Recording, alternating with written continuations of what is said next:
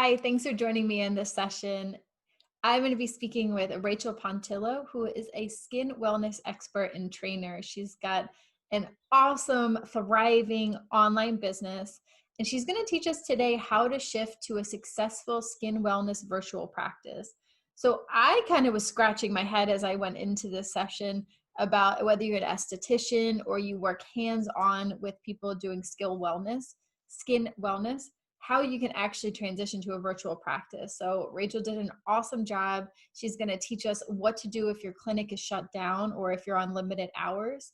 That's even once things start opening up again and you have not so much foot traffic, or what do you do if people have to wear a mask, right? So she's going to walk us through that. She's going to teach us how to structure a virtual practice for estheticians, health coaches, or other skin wellness practitioners. And then finally, we'll talk through some must-have systems, tech, and support for when you're first getting started. So what stuff do you need and what stuff can you actually just cut out? Because there's so much expensive stuff that, especially if you're getting started, you feel like you need all these tech pieces. So Rachel's going to help us to demystify that. Without further ado, let me say hello to Rachel. Hey, Rachel, thank you so much for being here with us today. Well, thank you for having me. I'm glad to be here. So Rachel and I are going to talk about something that's pretty different than we've done for other speakers in the summit so far, because we're going to talk about something that, at least on the surface from me and probably other people watching, is kind of like, how in the world do you do this virtually? Other things we've talked about have been like health coaching and telemedicine for functional medicine doctors. So that makes a lot of sense. But when it comes to aesthetics and skincare, that's something where it feels like, wait, what do you do if you can't see somebody in person? So glad that you're here talking through this with us today. Um, what I kind of want to get into is just a little bit more around your story. How did you get started working virtually? It seems like you've been doing this for a long time, so you're kind of ahead of the curve where a lot of us are at right now. So why don't you acquaint us a little bit about your business and how you got started? Absolutely. So, I got into skincare and skin wellness initially just due to my own need and want to improve my own skin. I had 20 plus year struggle with acne. I also had some weight fluctuations and hormonal issues that developed after my second pregnancy. And I went to school for aesthetics actually later when my kids were young and when I was going to be looking to go back to work when they were in school. And I didn't really know what I wanted to do. My college degree is in architecture. And before I had kids, I was in different sales and marketing positions. I wasn't really ever planning on having my own business at all. But I also, when I had my kids, I really wanted to be home with them. I really wanted to be flexible for them. My mom, she was a realtor and then she owned an espresso bar. So she was always kind of like either an independent contractor or an entrepreneur herself. So she always made sure that her schedule was flexible enough that she could come to the school functions and cook us dinner every night and be there for the sports things and the art things and the plays and all of that. She didn't miss anything. And I really wanted to provide that for my kids. So I already knew, even before I started out with any of this, that I would have to have some kind of a job or career that would have that flexibility built in. So I didn't really know what I wanted to do. A friend of mine was like, well, you used to do makeup. Why don't you do makeup? And I was like, well, I don't know if I can do makeup without a license in Pennsylvania. I had no idea. Turns out you don't need a license to do makeup in Pennsylvania, but you know, you have to establish a clientele and all of that. And all that was a little bit overwhelming to me. And I didn't really want to do makeup. I had done makeup before, and it's not something I wanted to do full time because that's something that if you're doing weddings or special events, that's your evenings and your weekends. And I couldn't guarantee that I would always have childcare. So then my friend was like, well, why don't you look into aesthetics? Because that's something that you probably could do night school, and you probably could, do facials in your house or get a part-time job somewhere. You could probably have that flexibility. So I did that. I took night classes and I got my aesthetics license. But it was not as easy to find a job that fit into what I was looking for, either with the flexibility to be available for my kids, because obviously if you're working as an employee for someone, you're on their schedule. But, most states do allow estheticians to rent a space within another spa, rent like a room in another spa. Pennsylvania doesn't allow that. You either have to own your own spa Wow, or I didn't know be an that. employee for someone else. It's one or the other. You can't kind of just like rent a room in another spa and go in, by appointment or create that flexible schedule. So I didn't exactly get what I wanted in that regard, but it wasn't just the flexibility issue. It was the fact that I developed a really holistic perspective. I was really lucky that my aesthetics program taught both the medical side of things as well as holistic stuff. And I learned about Ayurvedic herbs and different individual constitutions and how different things work for different people based on their constitution of who they are, but also their lifestyle, how their lifestyle and their diet and all of these things affect the skin. So where I live, there were not any spas in the area that had that philosophy. And I really strongly did not want to practice medical aesthetics. I did not feel comfortable doing procedures that I knew really were not in the best interest of skin health for the long run. They might produce a temporary effect, but they really can do more damage than good. And really, any skin issue does start from the inside as well as, what's in someone's environment. So I really wanted to work with people from that more holistic perspective. So again, I couldn't find a job because there weren't really any holistic spas in my area. There was one, but they weren't hiring. And I was not in a position to open my own spot. And I also did not feel comfortable putting up a storefront in my house and having strangers come into my house where my children are. So I figured, okay, well, what can I do then? So I started my blog. I started just writing about holistic skincare because that is something that nobody else was really doing at the time. There were a couple of green beauty bloggers who were active, but nobody was writing about skincare from a holistic perspective. And I decided, okay, well, my brain is full of this, so let's get it out there and teach people about this because a lot of people don't know. So I began to do that. And at the same time, personally, I was figuring things out with my diet because, as I mentioned, I had gained weight after my second pregnancy. I developed some hormone-related health conditions, weight-related health conditions. So I was in the process of figuring out my diet. I had tried just about everything. And then I did finally make the switch to more of a plant-based diet. And I had things incorporated like digestive enzymes and probiotics and just more of a holistic functional approach, what, you and I and most of, I'm sure your other guests are like, duh, that's what we do. But back then, all that stuff was new to me. The idea of a green smoothie was preposterous to me. I'm thinking like, why on earth would I put salad and fruit in a blender and drink it? But, I tried it, I lost weight, and I noticed my skin cleared up right away. So I'm like, okay, this is amazing because I've been battling with my skin for more than 20 years. I've tried every product. And while I was able to find products that worked for me to keep the acne at bay, if I ran out of a product, it would always come back. So the root cause hadn't been addressed. So when the acne cleared up to the point that when I would run out of a product, the acne wouldn't come back. That's when I knew I actually affected change in my body. And I knew other people had to know about this. So I started writing about it on my blog and I started getting people asking me, well, what should I do? What do you recommend for me? And then I pulled myself back. I'm like, just because this worked for me, I don't know if it's going to work for you because I don't know you. And I'm not really qualified to give you that kind of advice because that's not exactly aesthetics. Practicing aesthetics is hands-on cosmetic treatments, aesthetic treatments, skincare products, stuff like that. It does not have anything to do with the internal. So I went to school for holistic nutrition, health coaching, and then I went to school more for functional nutrition. I was also studying herbalism and aromatherapy and Ayurveda, and I just kind of took a long time to just fill my mind with whatever I could absorb on every type of holistic education that I could find. And I was writing about that as it pertains to skin wellness the entire time.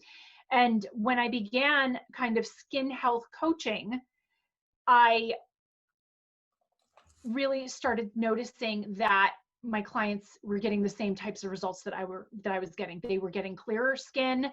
They were noticing improvements in the appearance of fine lines and wrinkles. They were noticing more firmness, more plumpness to their skin, more vibrance to their skin. And they started having other positive effects like weight loss, more energy, more positive mood, all of the things that we would expect from someone changing their diet and lifestyle.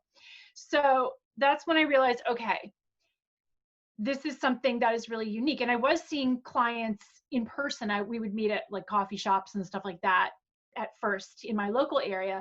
But what I found was that if I was running late or somebody else was running late, or we'd get there and there was a line at the coffee shop, or we couldn't find a seat at the coffee shop, that would mess up my schedule to the point where, oh my gosh, the babysitter's got to go. I got to leave. Mhm. So it was at that point that I realized I need to be able to see people virtually, because the in-person thing had limitations. I didn't want to invest in office space. I didn't want that overhead.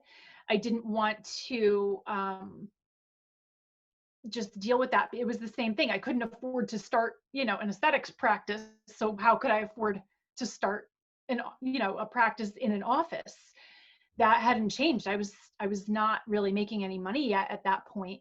So I figured, well, maybe I can talk to people over the phone or Skype with people. Were you worried at first that no one was going to show up? Were you worried Of at course. first, well, what if, is this something that people even want to do virtually? Yeah, There's some and education there. I'm sure it was taking a exactly. rocky start at first trying to find people. So it started actually with the clients that I had been seeing in person. Mm-hmm. If one of them would call to cancel an appointment, like, oh my God, I'm back to back appointments today. I can't leave to come and meet you. I'd be like, well, do you want to have the session over the phone? Or do you Mm-hmm. want to try Skype? And be like, well, how would that work? I'm like, I don't know, let's try it. Yeah. And it worked. And then it turned out that people preferred the virtual sessions because they didn't have to worry about leaving their house, sitting in traffic, getting backed up for the rest of the day. Yeah. They could just turn on the computer or pick up the phone, and then, we'd start on time, we'd end on time, and it was fine. And I started to realize that it was a lot better for me, and it was a lot better for my clients. And they started then referring me out, and I started partnering up with local practitioners in the area and saying, hey, listen, I'm offering these virtual coaching sessions. Is that something that your clients would be interested in? This is how it works. This is what I charge. And it turned out that a lot of them had clients that did need the extra support that someone in my position could offer, because in an aesthetics practice, when somebody goes for a facial, that does start with a basic consultation, and then you get on the table and you have your facial, and then when it's time to go, it's time to go. There's not really a lengthy amount of time to have a whole like consultation to really dive deep with that person. And if that person is not following home care instructions for their skincare for some reason, there's no time to really work with that person to figure out, well, why isn't that working? No, it just winds up being a one-time deal, right? You That's right. The walk client doesn't away, come back. your skin Or looks great for the next day or a few days afterwards, but then after yeah, that, you're back to the same old thing because you haven't gotten to that root cause. or the client comes back, they haven't done their home care, they haven't used the products, and the esthetician's like, well, or they're like, it's not working. Mhm. And then the esthetician, I see this in groups all the time, the esthetician will be like, the client's just so stubborn. Why? Why would you buy a product, hire an esthetician, get a service, and then not do the work to say Mhm. to get the goals that you say you want for your skin? There's usually a reason there. So I was able to use kind of the health coaching skills that I got and work with estheticians to kind of support their clients in what I called like a skin wellness practice, where I would still refer people out to get their facials and to get their products.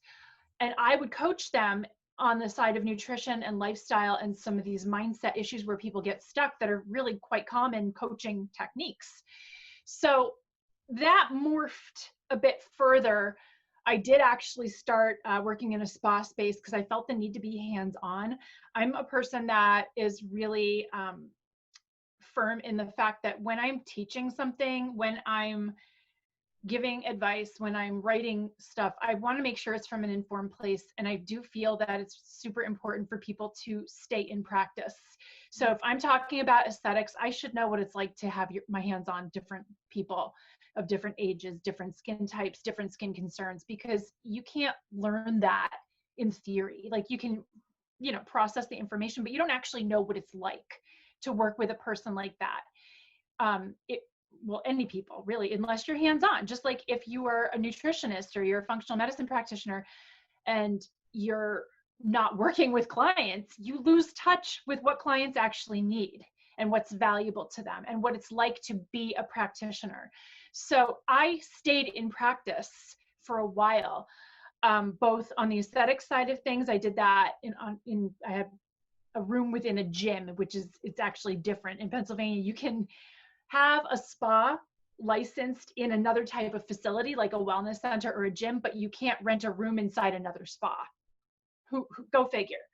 So I did that for a while, and I just really, it refreshed my memory, and it kind of concreted my own holistic philosophy, because I just saw how different everyone's skin was and how they needed different ingredients. And then, I would have virtual sessions with them from home. So I would go in and do my in-person sessions at the spa, and then I would come home and not the same day, but on a different day, I would offer them the virtual coaching sessions. So I stopped doing that. And by the way, that was when my kids were both in school from 9 to 3. So that's when I would be in the spa, and then I would be home when the kids were home. That building closed. So then I stopped doing it, and I said, you know what, that's okay, because I was to the point where I'm like, okay, I've done this for a while now. And my business started to shift because I started teaching the skincare classes, the skincare formulation classes in the Philadelphia area. And then in 2014, I started teaching those online. So really in 2014, every part of my business was transitioned to an online virtual experience.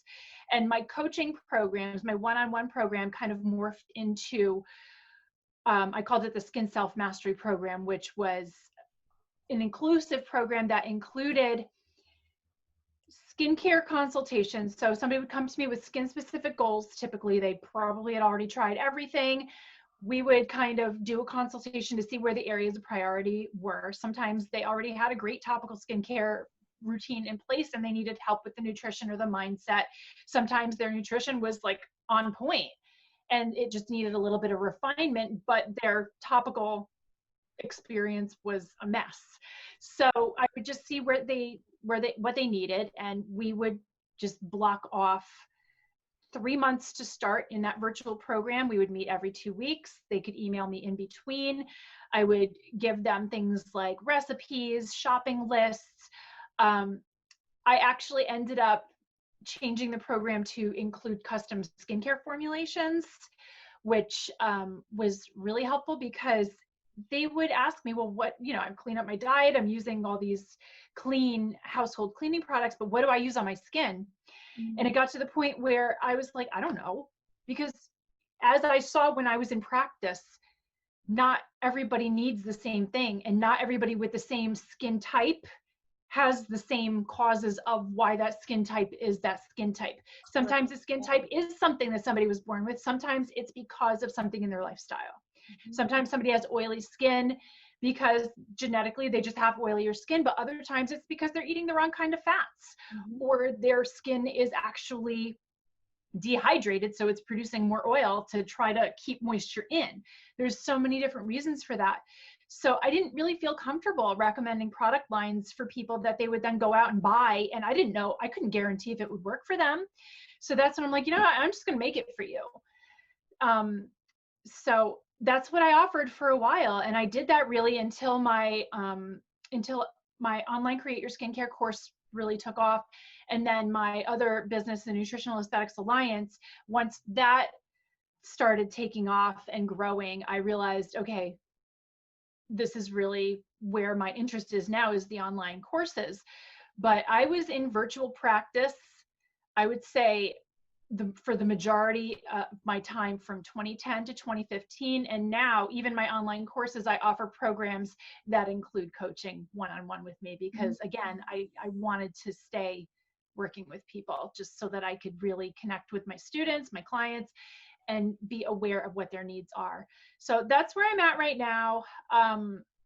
It's been a really interesting journey because I didn't start out ever intending for this to happen.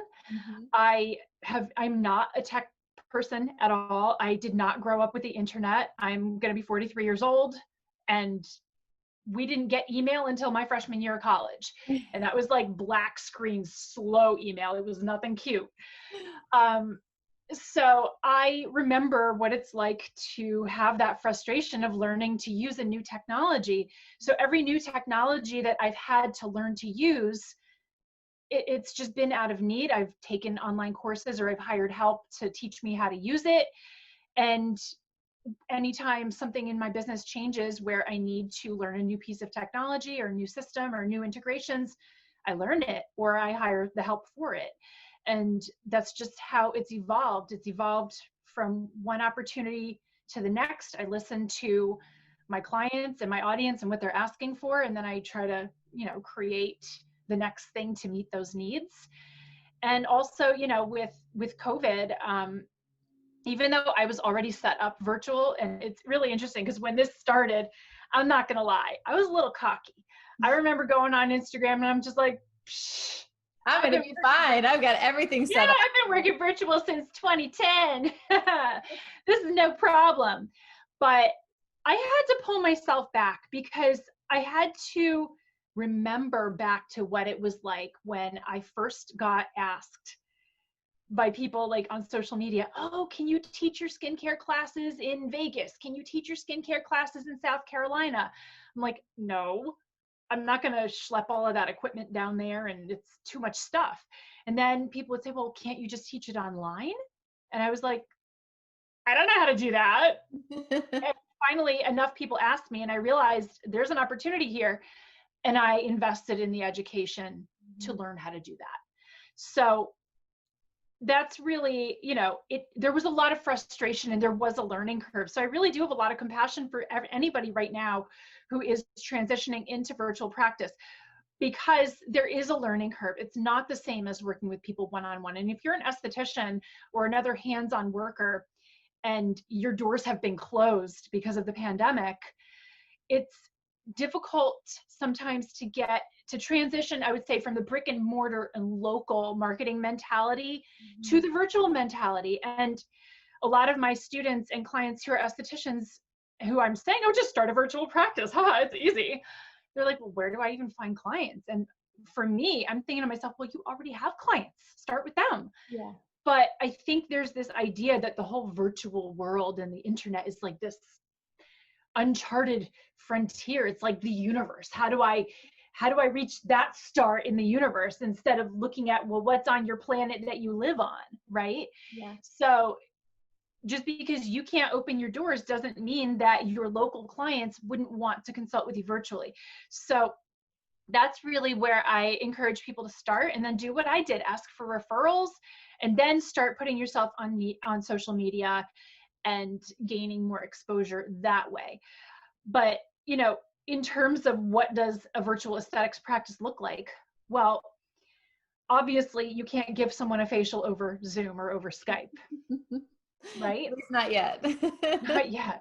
At least- But what you can do is educate your clients on what they should be doing in the meantime until they can come to you again in person. Yeah. So I've been doing a lot of education on different facial massage techniques, whether it's with, the hands, more of a traditional European style massage, or more of an acupressure type of thing. I've also been doing collaborations with different practitioners of East Asian medicine to show some different gua sha techniques, which is really popular right now. I've been doing that on Instagram Live. I did that on Facebook Live. And I've been teaching my students who are estheticians how to kind of demonstrate that to their clients on themselves. Because just because you're licensed to perform certain services doesn't mean you're used to showing people how to do it On using your own yourself. Yeah. face, right? Yeah. You're used to doing it on someone. It's not the same thing. And on camera, which is a brand new thing for people. That's right. Camera We're not used to can be, camera changes people, you know, as it, soon as that thing starts rolling and you're just like, it's like, yeah. yeah, exactly. And it's one thing, you know, when we're talking like this, but you know, having an interview with someone or teaching a class of people who are interacting with you is very different from just talking to a camera when there's nobody there. And even me personally, like I've been doing camera for a long time, and I have a hard time just doing camera when there's not somebody talking back to I'm the me. same too. Yeah, it will take me Totally so different much vibe. longer to get something like that done. You know, just put the one camera and just me, even if I'm even riffing or scripted, doesn't matter. Like there, it just a whole new energy takes over, and I have to remember.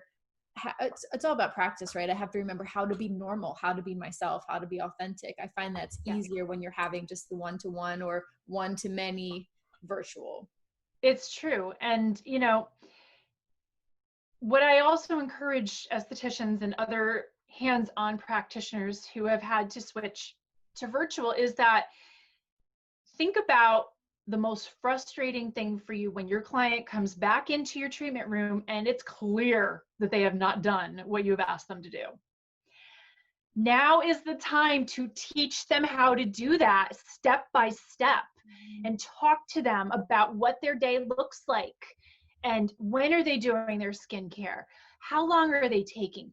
What does that look like for them? So it's a great time to educate so that when people can come back in, they already have these, I would say, skin positive habits and routines built into their lifestyle, because now you're walking them through how to do that in their own environment.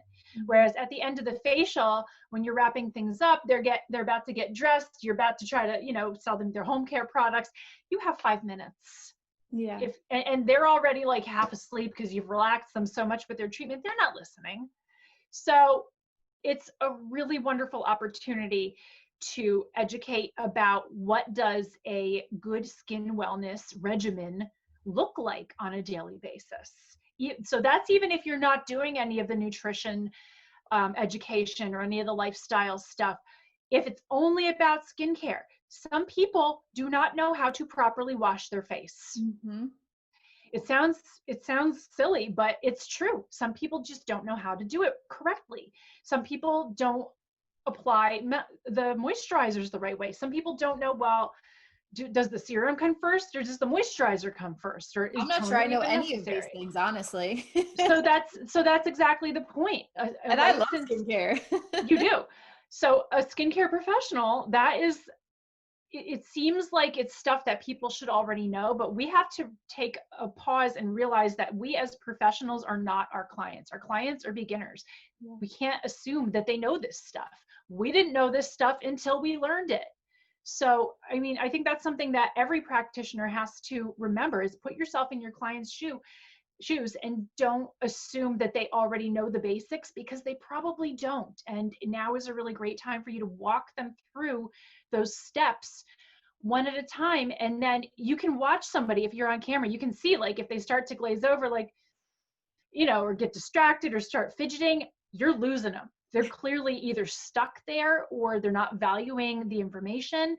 And then that's your job to, as the professional, be like, okay, I can see that, you know, this kind of you're starting to drift on me. So what's going on? Is this not interesting to you?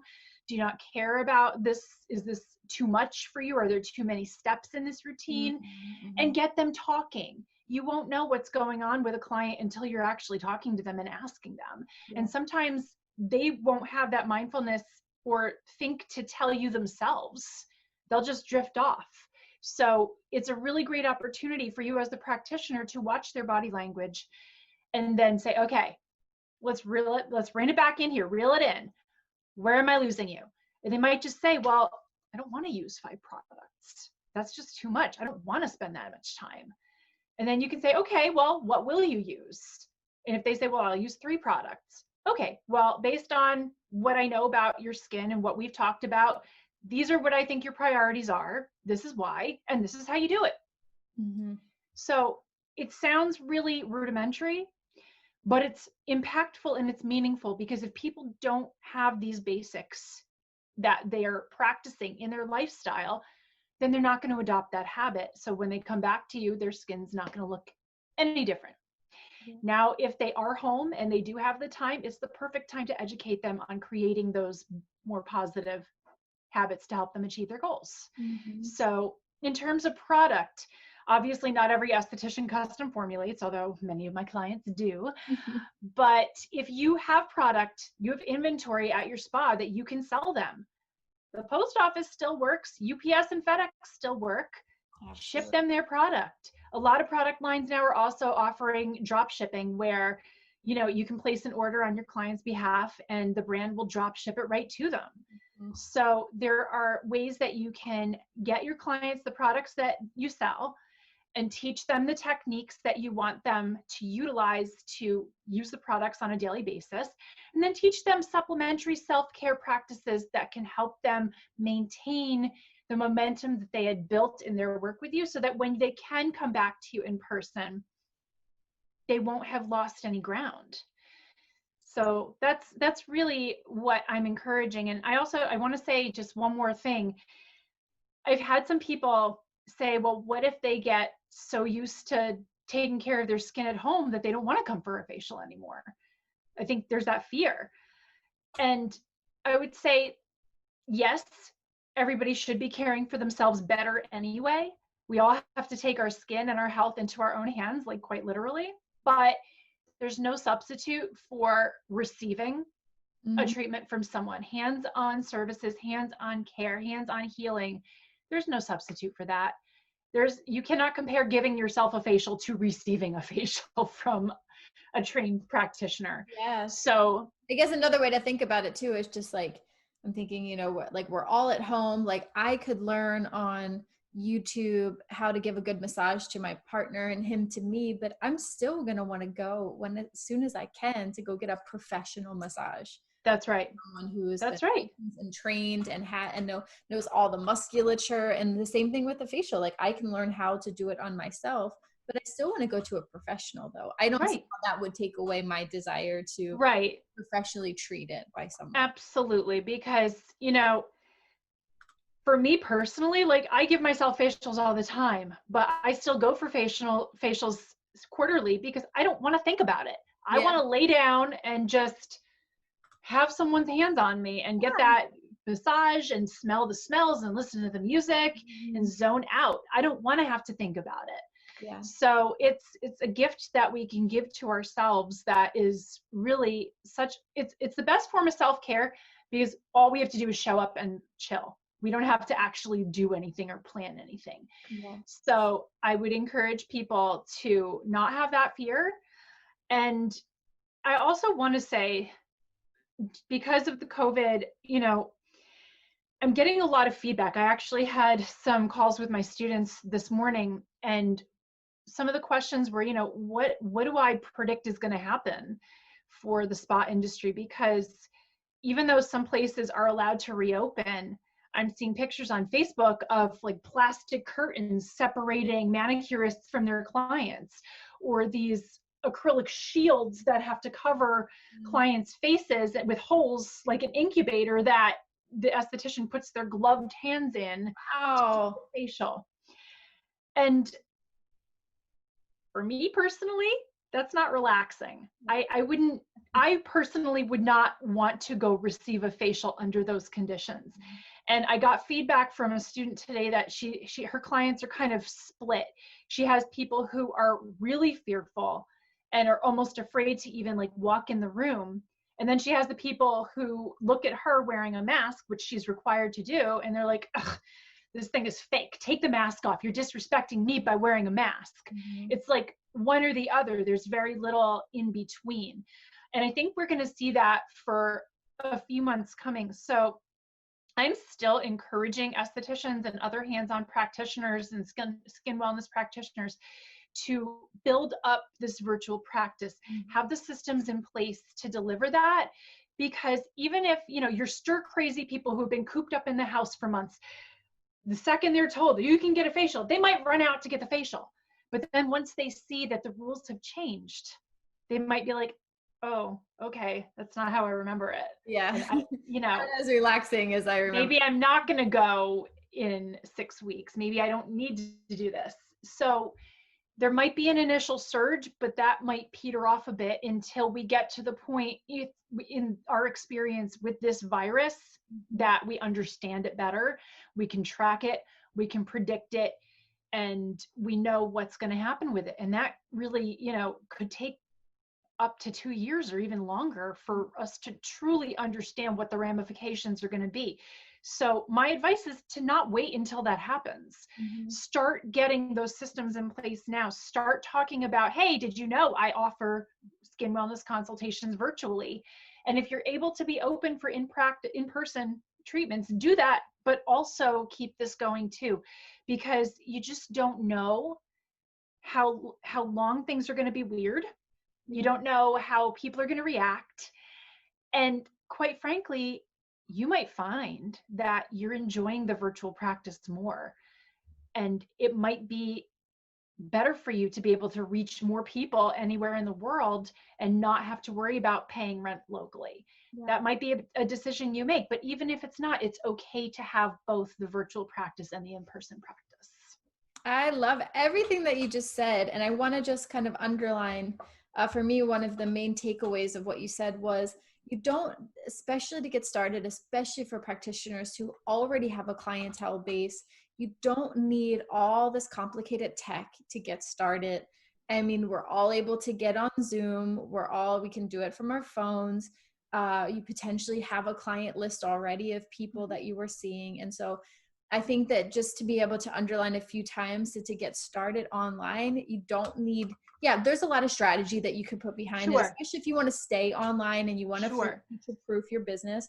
There are strategies, and there's lots of other people who have come to the summit who have talked through those strategies too, about group programs and membership sites. And I know that you work with practitioners as well, which is a great business idea. But to start out with, you don't even need a website. You don't. Sales funnels. You need just to be able to email and contact the people that you already are in contact with, who already see you regularly, and just say, hey, did you know that I'm practicing virtually? Absolutely. And get on there and start doing your consultation. So it's nice to leave empowered to feel like it doesn't take a lot. You don't need to pay for lots of different tech pieces and things like that to get started. Yeah, I think a lot of people are under that assumption that they have to have like a recording studio or a video production studio before they can get online. I mean, right, this wall here, this is one wall in my office. Yep. You don't want to know what the rest of that office looks like. No, I'm in my bedroom right now. Right. Like this is a webcam. Yep. And yes, I do have some extra lights that I've accumulated over the years, but I started off with headphones. These are just my iPhone headphones with webcam in this room. I didn't even have any, fancy stuff behind me. It was pretty much just a blank wall. And that was it. Or I would be on the phone where I wouldn't even see the person. I do recommend camera when possible, especially when we're talking about the skin, because you can see people's skin. You can see more than you think. Now, I know Zoom has like filters now. So I would say, ask your clients to not use the filters so that you can actually see their skin. But, it does not have to be complicated. Like you said, you don't need sales funnels. You don't need to have this big online platform. I do recommend a website of some kind, just so that people can find you if they are Googling for stuff. And chances are you already have a website if you are a practicing esthetician. It's important for people to have a place to find you online, whether that's a website or social media, and a way to get in touch with you. And I do like an online scheduling system, just because it cuts down your back and forth with like, oh, when are you available? Oh, I don't know, this day and this day, what works for you? Well, this works for me, what works for you? I mean, that back and forth is a time suck. So a really simple online scheduling thing, which is free, something like I think Schedulicity is still offering free promo, and I think Calendly is free. Mhm. I think Acuity still has a free version. I'm not Yeah, I'm sure. not sure about that, but But there's plenty that are free that you don't have to pay for. And, you know, when it comes to sending emails, if you have a small client list, just email the people. You don't have to put them into a fancy system. But, you know, if you do get to the point where you want to email a lot of people at once, just use the free version of MailChimp for now. It's Mhm. fine to get started. Um, it just don't move on to more technology or something more complicated until your business grows to the point that it justifies that. Yes, totally. I love everything that you had to say, and we're just about running out of time here. So just want to give you a minute or two to shout out your business, let people know where they can find you and how they can work with you, because I know that you work with practitioners as well. I do. So my main website is RachelPontillo.com. That's where you can find my blog, and it links to other things that I offer. But if you're interested in learning how to create professional skincare products, either to sell as a brand to the general public, or if you are a practitioner and you want to have a signature brand that you sell in your practice or offer custom skincare to your clients, createyoursskincare.com is where you go for that. And then if you are interested in learning how to create kind of skin wellness programs to offer to your clients, if you're an esthetician or a health coach and you're working with skincare clients, the Nutritional Aesthetics Alliance has a certification program for that at nutritionalaesthetics.com. Awesome. And I'll put all those links down below the video on your speaker page so people can grab those too. Rachel, it's Fantastic. been a pleasure to have you here with us. And thank you for providing such an interesting perspective on an industry where people are used to working hands-on with their clients. I really appreciate having you here at the conference with us. Well, the pleasure was all mine. Thank you so much. Thanks a lot. Bye, everyone. Thank you so much for joining us. I really appreciate you being here with us. I hope that in this session you learned something impactful and something powerful that's going to help transform your business. Before I leave, I just wanted to let you know that this session was sponsored by my business, Brand Better, branding, websites, funnels, and more for the wellness entrepreneur. If you want to learn more about my business, you can head over to brandbetter.online to find out more. And I also wanted to make sure to invite you to join me on Friday, the last day of the conference, July 3rd, for a half-day masterclass where I'm going to help you put this all together, the Wellness Business Accelerator, and make sure that we take all of the great concepts that you just learned in all of these amazing presentations with these great rock star speakers and make a plan for your business. So it's going to be live and interactive. Check out your email to make sure what time it is on Friday, but it is going to be a live half-day masterclass. So I hope that you join me. I'd love to see you there. We're going to get some really good work done and make sure that we take all of these concepts and they're not just these, just sit and watch and take some notes and not actually employ any of these strategies. I want to make sure that these are real actionable things that you put in your business. So join me there on Friday. Go over and check out brandbetter.online to learn more about my business. And I'll see you on the next interview. Bye.